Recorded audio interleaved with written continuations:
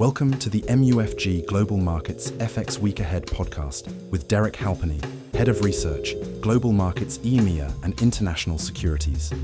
It's Friday, 1st August 2025, and joining Derek to pose some questions on the financial market themes for the week ahead is Jack Greenslade of UK, Ireland, Switzerland and Middle East Corporate Sales. The following podcast is intended for professional investors and eligible counterparties only, and not for retail clients. Any content should not be regarded as an offer to conduct investment business or an investment recommendation, but for information purposes only. Hello, Derek. How are you? Good, Jack. Not too bad. Not too bad. Kind of a busy afternoon. Yeah.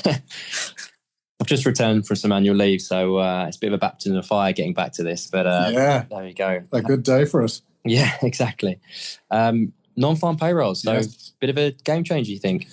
Yeah, it's a pretty significant change. I think the first thing we should say is, listen, the reliability of payrolls is not great when you consider the picture we have now over the last 3 months and how it differs to what we thought the situation was. 14,000 last month was reported at 147. The previous month, 19,000 was reported at 139. So we have a 258,000 downward revision to payrolls. And based on those two previous months, the 73K that we got today, which is weaker than what the consensus was, actually looks pretty good. But yeah, all in, you now have investors looking at that moment of Liberation Day and the play out of the turmoil in the markets and the creation of uncertainty. And then there was a perception that, all of this didn't matter. But there's a very dramatic change in the labour market conditions from May onwards. So the 3 months prior, the 3 months to April, the average payrolls was 127. The average payrolls in the 3 months since, 35. So it definitely is a dramatic change to the overall backdrop. And then, another kind of gauge that we look at in terms of stripping out the kind of non-cyclical education and health in the private sector to look at the private payrolls for cyclical employment. Over the last 3 months, that's now down 46,000. Unemployment rate creeped a little bit higher as well. And yeah, all in, as we were walking up for this, I mentioned a game changer. And certainly, I think in terms of the prospects of a Fed rate cut, it's obviously now fully back on. And I think it would take a pretty hefty reversal in the September payrolls to take this off the table. So understandably, the market is pretty much now nearly fully priced for 25 basis points in September. And of course, we've still got a fair bit of data to go.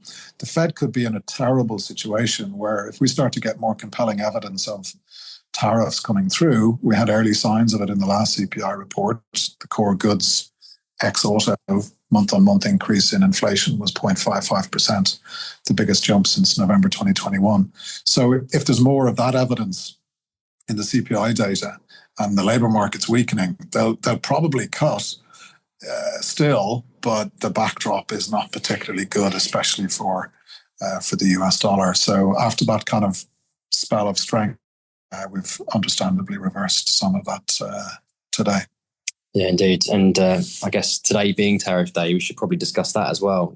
Number of nations being slapped with tariffs, Switzerland in particular, 39% tariffs. And obviously the Swissies weakened on the back of that. Why specifically Switzerland with this large amount? Did it surprise you? It did a little bit, yes. Although, the US trade deficit with Switzerland relative to its size is pretty big, $38 billion. And Jamison Greer, in explaining the Swiss tariff, highlighted that aspect. And I think that really is the primary driver of that. But of course, that's not consistent in itself because there are other countries with much bigger trade deficits, and they haven't been treated in the same way.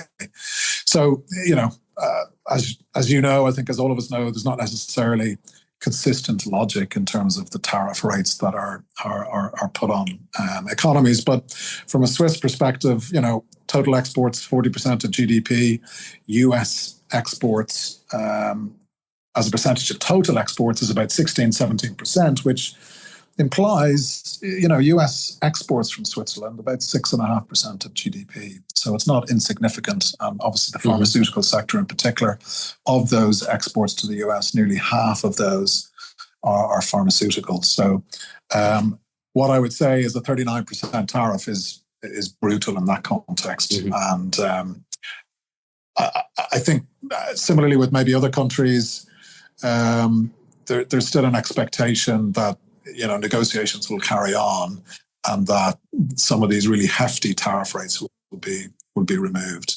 Now, the Swissy today is underperforming, and I think Euro Swiss is up 0.4%. I had a quick look before we came up. So, but it has been strengthening. It is closer to the kind of lower bound of where we've been, and I think from a monetary policy perspective, the Swiss franc is still probably more likely than not to be under upward pressure if other global central banks are cutting rates, but the SNB is basically on zero. Yeah.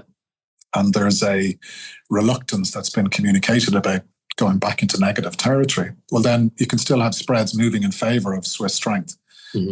So I think that, obviously if these tariffs stick, I would certainly be expecting the Swiss franc to weaken, but you have to also be mindful of its that zero bound, and the fact that from a safe haven perspective, it's still a good currency of choice. But definitely this is impactful to the outlook if this tariff sticks over the medium term, and which I would be surprised. I would imagine it'll come down. Yeah, and you speak about the outlook. Obviously, today our monthly publication is out. I noticed this. We're looking at revising euro dollar lower a little bit, dollar yen a little bit lower, a little bit higher as well. Some other modest tweaks showing modest strengthening of the dollar versus previous. Is there any rationale to that? Do you think dollar strength is going to be? Well, maybe a little bit less rationale now after the payrolls report, but. No, I think first of all, we've had a big move. Now, our forecasts for the second half of this year were much, much more conservative, assuming that we were going to get into a consolidation phase, better two-way flows in FX, and not the kind of sharp depreciation like we had in the first half of the year. So in that context, it's not a huge surprise, and I think we incorporated that already into our forecasts. The move, though, certainly prior to today, post payrolls, euro was down trading it was in the 113s, and we had a year-end target of 120. So, we've tweaked it. I'd probably go at 119, 117 for the end of Q3. We've got to the point now where the payrolls report came out at 1:30. We're now pretty much fully priced for the cut in September. So very, very quickly the markets have readjusted. The question is, of course, if we get another very weak payrolls report, may the Fed be under pressure to go by 50? And obviously from a Trump perspective, they of course will be. At this point in time, I think they'll resist that. Obviously, a bit more emphasis now may go back onto the CPI. Are we going to get more evidence of tariff-related price increases? Then maybe they stick to 25. And then, of course, it depends on the payrolls in September. If it's similar to this payrolls, there will be some pressure and probably some market expectations priced in for 50. So yeah, that will. Wouldn't that be losing a bit of credibility though, if they're looking to hold rates for such a long time and then suddenly start doing 50? They did it last year. They did get some criticism for doing it last year, in terms of they should have started cutting earlier, which is the context of your question.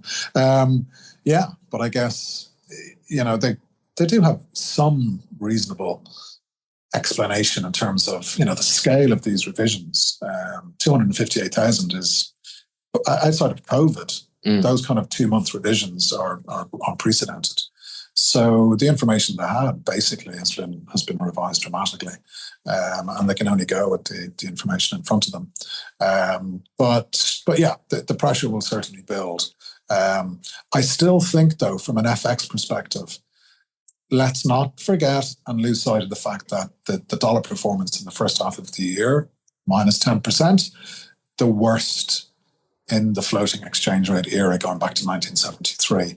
So it's a big historic move. We do have bad news priced into the dollar.